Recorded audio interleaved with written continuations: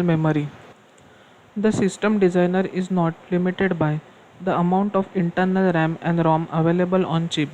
Two separate external memory spaces are made available by the 16-bit PC and DPTR and by different control pins for enabling external ROM and RAM chips. Internal control circuitry accesses the correct physical memory depending upon machine cycle state and opcode being executed. There are several reasons for adding external memory, particularly program memory, when applying the 8051 in a system. When the project is in prototype stage, the expense in time and money of having masked internal ROM made for each program try is prohibitive. To alleviate this problem, the manufacturers make available an EEPROM version, the 8751, which has 4K of on-chip EEPROM that may be programmed and erased as needed as program is developed. The resulting circuit board layout will be identical to one that uses factory programmed 8051.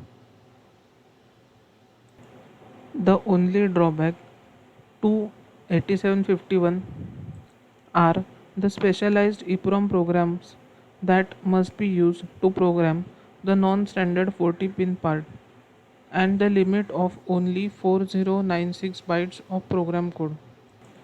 The 8751 solution works well if program well fits in 4 kilobytes.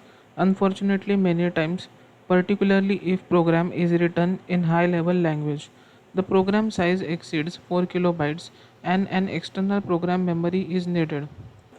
Again, the manufacturers provide a version for the job, the ROMless 8031.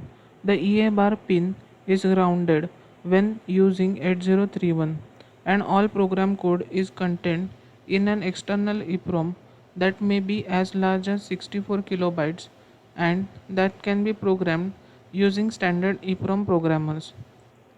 External RAM, which is accessed by the DPTR, may also be needed when 128 bytes of internal data storage is not sufficient. External RAM up to 64 kilobytes may also be added to any chip in the 8051 family.